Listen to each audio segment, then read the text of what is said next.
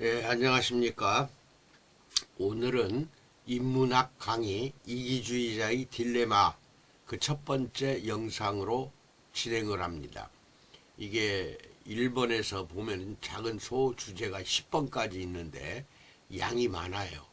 그래서 이것이 다 올려지지 않기 때문에 두 번에 끊어서 하는데 1번에서 5번까지만 합니다. 오늘은 1번 죄수의 딜레마, 2번 이기적 유전자, 3번 이타적 본성, 4번 협력의 진화, 5번 이타주의자의 딜레마까지만 하고 다음에는 이기주의자의 딜레마 두 번째 제2번으로서 6번, 7번, 8번, 9번, 10번 이렇게 6에서 10번까지는 다음 영상으로 올립니다.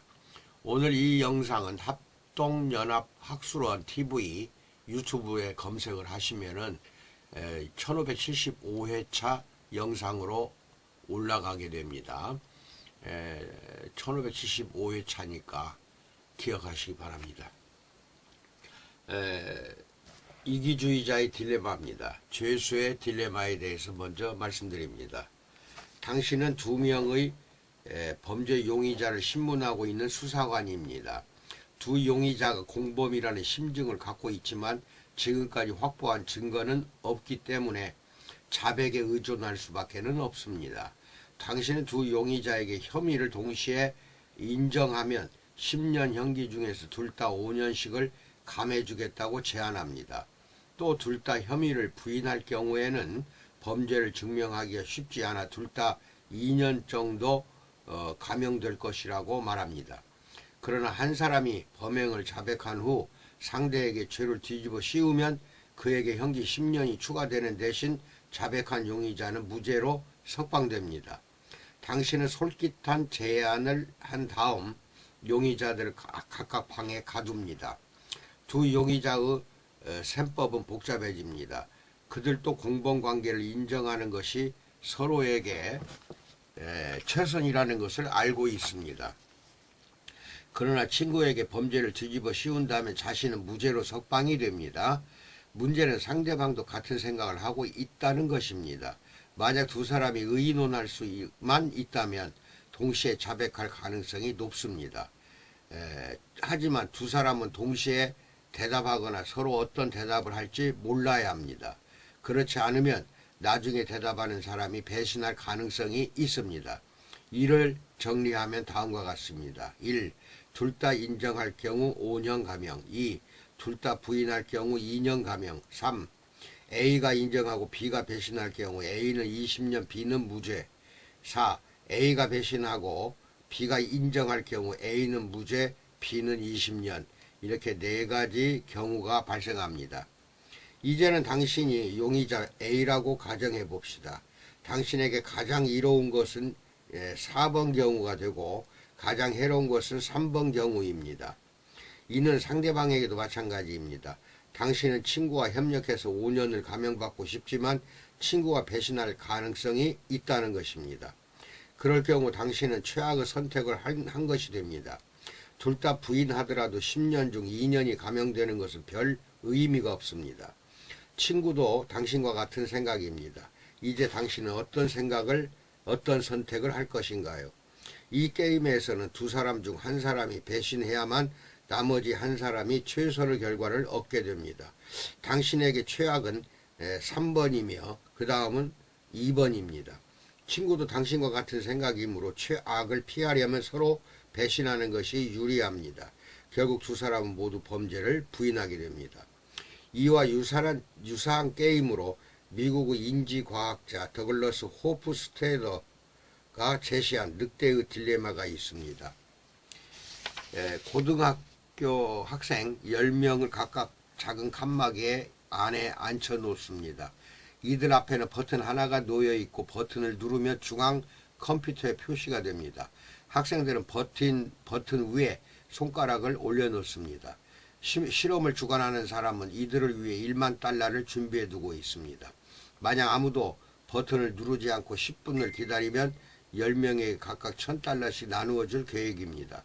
그러나 누군가 먼저 버튼을 누른다면 그 사람은 100달러를 받고 나머지는 한 푼도 받지 못합니다.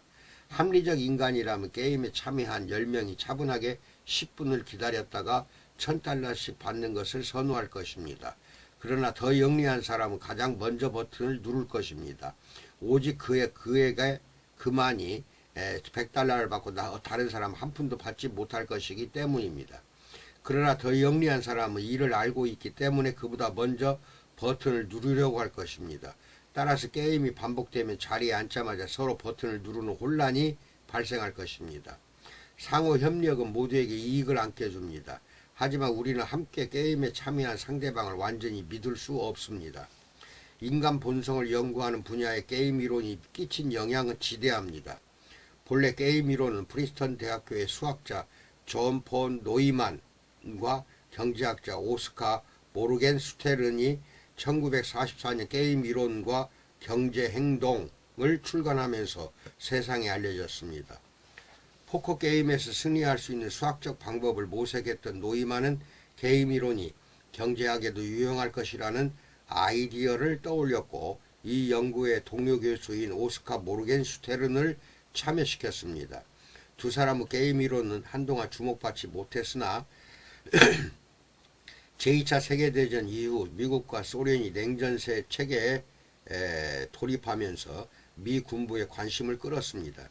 미군은 당시 핵전쟁에 관한 전략을 연구하던 캘리포니아 센타모니카의 랜드 회사의 노이만을 자문위원으로 고용해서 게임 이론을 발전시켰습니다. 게임에 참여한 사람은 상대방을 속이고 자신을 위장하며 허풍을 떱니다.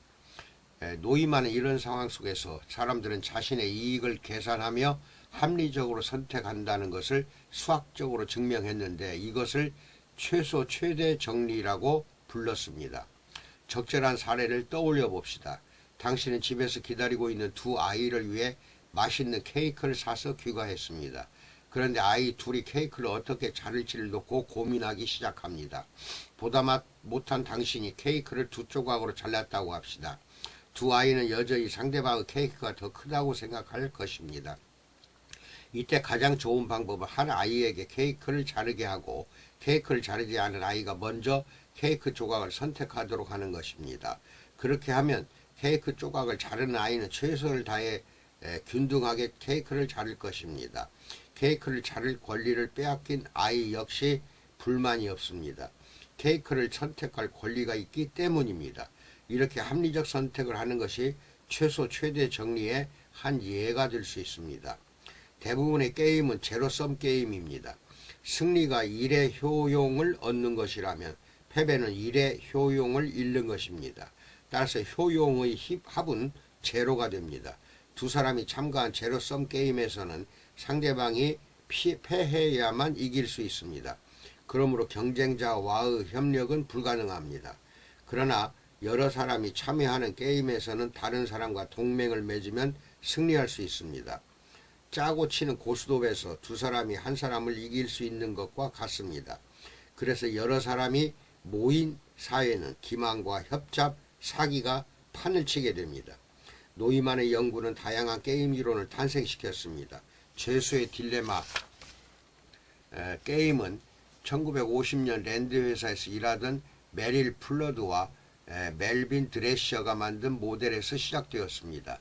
두 사람이 만든 게임은 A와 B가 협력을 하는 경우 A는 0.5센트, B는 1센트를 받고 둘 다 협력하지 않으면 A는 아무것도 받지 못하고 B는 0.5센트를 받는 것으로 설계되었습니다.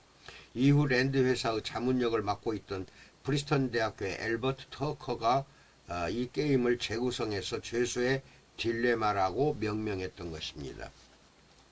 죄수의 딜레마는 1960년대 수학자들에 의해 집중적으로 연구되었고 1973년에는 영국의 진화생물학자 존 메이너드 스미스가 게임 이론을 진화론에 접목시켰습니다. 그는 잘 적응된 군집들은 최적의 전략을 구사한다고 주장하면서 최적의 전략을 진화적 안정 전략이라고 불렀습니다. 존 메이너드 스미스가 제시한 매와 비둘기의 게임을 상상해 봅시다. 동일한 숫자의 매파와 비둘기파가 일정한 공간에 함께 살고 있습니다. 살아남기 위해서는 환경에 잘 적응해야 하고 경쟁에서 승리해야 합니다.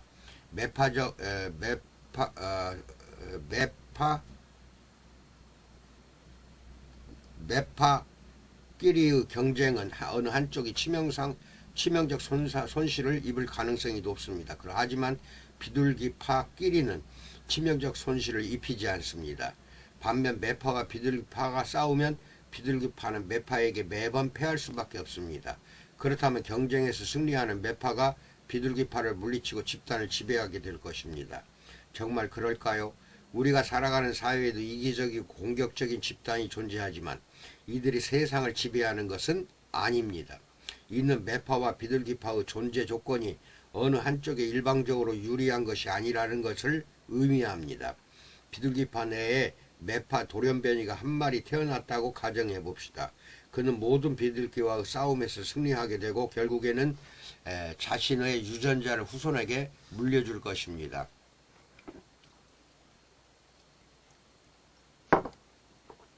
하지만 위협도 존재합니다.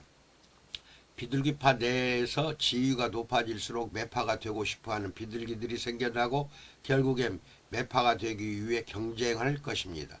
결국 이 싸움은 살아남은 매파끼리의 싸움이 됩니다. 매파끼리의 싸움에서는 승리를 확신하기 어렵습니다. 이 게임 역시 제로섬 게임이므로 매파 중 절반만이 경쟁에서 살아남고 절반은 치명적인 손실을 입습니다. 반대로 매파 내에서 비둘기파의 속성을 지닌 돌연변이가 태어났다고 가정해 봅시다. 그는 매파와 모든 싸움에서 패할 것입니다. 하지만 그는 위험한 모험을 감행하지 않으므로 치명적 손실을 입지는 않습니다. 따라서 매파 내에서 지위는 높아지지 않지만 안정적으로 자신의 유전자를 전달할 수 있습니다. 이렇게 되면 매파와 비둘기파는 안정된 비율로 공존합니다. 존 메이너드 스미스는 이 집단의 보복파와 허풍파를 침투시켰습니다. 보복파는 초기에 비둘기파처럼 행동합니다. 매파처럼 심한 공격을 하지 않고 규정대로 경쟁에 참여하는 것입니다. 그러나 상대가 공격하면 즉각 반격합니다. 즉 매파에게 공격당했을 때는 매파처럼 행동하고 비둘기파와 만나면 비둘기파처럼 행동하는 것입니다. 반면 허풍파는 강한 척하며 누구 앞에서든 매파처럼 행동하지만 반격을 당하면 즉시 도망칩니다.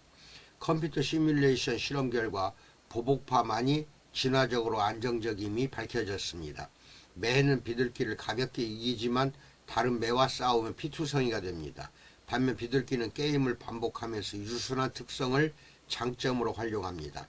특히 보복파의 특성을 지닌 비둘기가 생존 가능성이 높았습니다. 그는 매를 만나면 매파로 변신함으로써 상대를 위협합니다.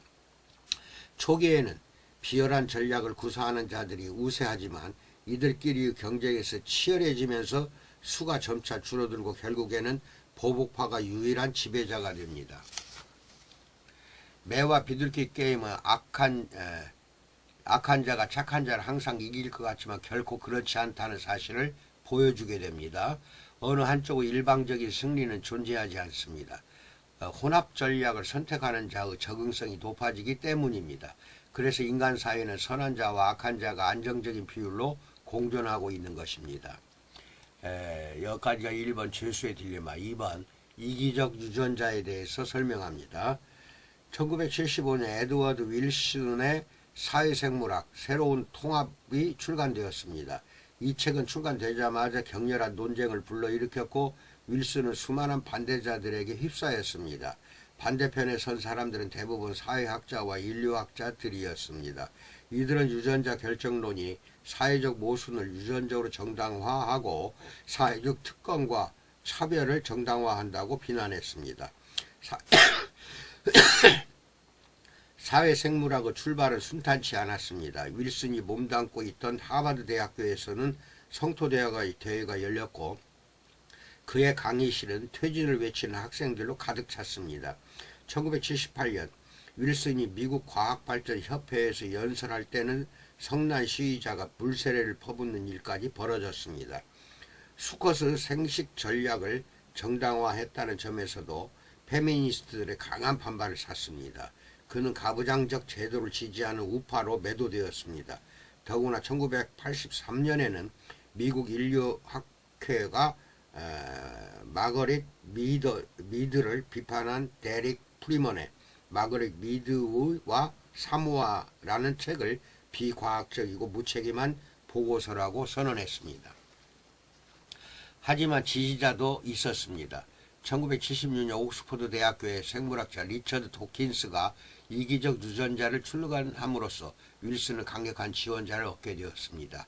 사회생물학의 등장으로 빚어진 소동은 오히려 새로운 학문에 대한 호기심과 궁금증을 촉발시켰습니다. 에드워드 윌슨은 인간의 사회적 행동 양식의 근원을 생물학에서 찾으려고 했습니다. 그는 사회생물학이 규명하는 원리들이 인간의 행동과 문화에도 적용되기 때문에 앞으로 문화인류학과 사회학은 생물학으로 흡수될 것이라고 주장했습니다. 인류학자와 사회학자들의 자존심에 상처를 주는 도발적 주장이었습니다. 사회생물학의 요지를 검토하려면 우리는 먼저 찰스 다윈을 만나야 합니다. 그는 1859년 종의 기원에서 그것을 통해 수천 년 동안 이어져 온 통념을 무너뜨리고 자연과 인간에 대한 새로운 시각을 제시했습니다. 진화론이라 이름 붙여진 다윈 이론의 핵심은 환경에 잘 적응된 개체가 생존해서 자손을 남긴다는 자연 선택이었습니다. 문제는 역시 생존 경쟁이었습니다. 피비린내 나는 생존 게임에서 남을 배려하는 일은 있을 수 없습니다. 다윈은 이렇게 말했습니다. 만일 어떤 종의 구조가 다른 종의 이익을 위해 형성된다는 것이 증명된다면 나의 학설은 무너질 것이다. 왜냐하면 이런 구조는 자연 도태에 의해 만들어지지 않기 때문이다 라고 다윈은 설파했습니다. 자연 선택은 오로지 자신의 이익만을 위해 작동한다는 말입니다. 다윈은 꿀벌의 침을 예로 들었습니다. 꿀벌이 적을 공격할 때 사용하는 침은 톱니 모양으로 생겼기 때문에 침을 쏜 후 다시 빼낼 수가 없습니다. 침을 사용한 꿀벌은 내장이 밖으로 딸려나와 죽고 맙니다. 그렇다면 꿀벌은 왜 생존에 불리한 침을 진화시켰는가요? 다윈은 꿀벌의 침이 본래 구멍을 뚫는 기관이었으나 점차 무기로 진화했다고 가정했습니다. 또 이 무기가 조직 전체에 이익을 가져온다면 때로 소수가 죽임을 당하더라도 꿀벌에게는 이익이라고 설명했습니다. 꿀벌의 희생은 봉사정신이 강해서가 아니라 궁극적으로 종 전체에 이익이 되기 때문이라는 것입니다. 다윈이 예로 든 진딧물의 경우도 마찬가지입니다. 진딧물은 개미에게 단물을 준비해 줍니다. 진딧물은 개미를 먹여 살리기 위해 단물을 분비하는 것이 아닙니다. 다윈은 진딧물이 자신의 분비물이 너무 끈끈해지기 전에 누군가 그것을 청소해 주는 게 편리했을 것이라고 추측했습니다. 즉 세상의 어떤 동물도 다른 종의 이익만을 위해 행동하지는 않는다는 것입니다. 다윈의 주장은 지식인들에게 큰 충격을 주었습니다. 당시의 지식인들은 인간이 점점 더 나은 존재가 되기 위해 앞으로 나아가고 있으며 그것이 창조의 목적이라고 믿었습니다. 하지만 다윈은 이런 통념을 무너뜨립니다. 다윈이 생각하기에 진화는 결말을 단정할 수 없는 생존 게임일 뿐이었습니다. 더구나 인간이 이 세상에서 생겨나도록 한 신의 법칙 따위도 없었습니다. 법칙이 존재한다면 그것은 오직 자연선택이라는 법칙뿐이었습니다. 이 법칙에 따르면 어떠한 생물종도 영원할 수가 없습니다. 멸종은 진화의 단계에서 만나야 하는 어쩔 수 없는 운명인 것입니다. 다윈은 모든 존재가 한 차원 높은 단계로 나아가서 마침내 궁극적 목적에 도달할 것이라는 보편적 목적성을 깨뜨렸습니다. 그는 인간의 도덕 규범조차도 진화의 뿌리를 내리고 있다고 생각했습니다. 유전학자인 다윈은 다윈의 사촌 프랜시스 골턴은 자연선택이 도덕적 품성을 결정한다고 굳게 믿은 나머지 인종의 우열이 있다고 주장하기에 이르렀습니다. 그는 유전학을 인류 개량에 이용해야 한다고 주장했으며 1907년에는 우생학 교육협회를 창립했습니다. 독일의 에른스트 헤겔 역시 각 민족의 등급을 매김으로써 유전적으로 열등한 자들은 격리하거나 사회에서 배제해야 한다는 극단적 논리에 힘을 실어주었습니다. 마침내 우생학은 유대인 학살이라는 인류 역사상 가장 끔찍한 범죄 행위의 정당성을 부여하고 말았던 것입니다. 사회생물학 논쟁은 리처드 도킨스의 이기적 유전자에 이르러 절정을 이루었습니다. 도킨스는 모든 동물은 유전자에 의해 창조된 생존 기제에 불과하다고 선언했습니다. 그는 리처드 도킨스는 이기적 유전자에서 이렇게 말합니다. 우리는 생존 기계다. 우리란 인간만을 가리키는 것이 아니다. 모든 동식물, 박테리아 그리고 바이러스가 포함되어 있다. 유전자는 박테리아에서 코끼리에 이르기까지 모두 기본적으로 동일한 종류의 분자다. 우리 모두는 같은 종류의 자기 복제자, 즉 DNA라는 분자를 위한 생존 기계다라고 말합니다. 도킨스에 따르면 유전자는 이기주의의 기본 단위입니다. 그의 논란 중에서 가장 도전적이고 논쟁적인 개념은 타인을 돕는 이타심조차도 이기적 유전자의 설계에 불과하다는 것입니다. 그는 이타주의를 행위자의 생존 가능성을 낮추고 동시에 수익자로 보이는 자의 생존 가능성을 높여주는 것으로 정의했습니다. 즉 자신이 희생해서 다른 존재의 생존 가능성을 높여주는 것이 곧 이타적 행위라고 할 수 있습니다. 그는 암컷 사마귀가 교미가 끝난 수컷 사마귀를 잡아먹는 습성을 예로 들었습니다. 수컷 사마귀가 접근해 교미를 시작하면 암컷은 수컷의 머리를 잘라먹기 시작합니다. 그래도 교미는 계속됩니다. 사마귀에게 이런 끔찍한 본능이 남아있는 것은 양자에게 이익이 되기 때문입니다. 암컷은 배를 채울 수 있고 수컷은 자신의 후손을 임신시킬 수 있습니다.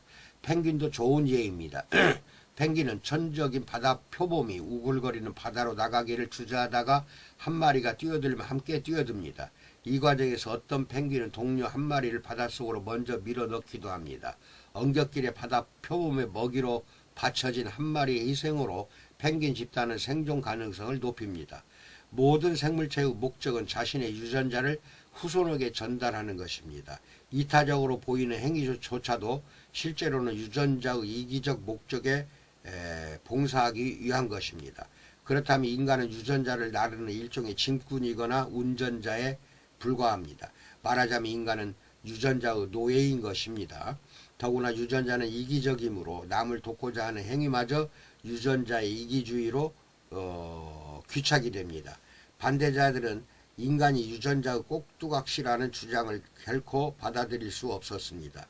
이들이 보기에 사회생물학은 과학적 정당성을 떠나 인간을 경시하는 학문이며 가부장적 사회와 인종차별과 같은 반인륜적 이데올로기를 정당화시킬 뿐이었다고 설파하고 있습니다. 이것을 3번에 나눠서 해야 되겠네요. 너무 많네요, 양이. 그래서 여기까지 이야기를 하고 이타적 본성이라고 있어요. 그게 앞에 화면에 3번째 이타적 본성부터는 다음 시간에 이것을 이어서 2번째로 강의를 해드리겠습니다. 여기까지 마치겠습니다. 좀 어려워도 한 번 들을 거 이해가 안 되면 2번, 3번 들어서 여러분 것으로 이게 학문을 여러분 것으로 소화해 보시기 바랍니다. 그러면 설교가 풍성해지고 그리고 대화가 풍성해지고 사회에 나가서 소통이 원활해집니다. 그래서 인문학은 소중한 학문이니까 무시하지 마시고 잘 활용해 보시기 바랍니다. 감사합니다. 건강하십시오.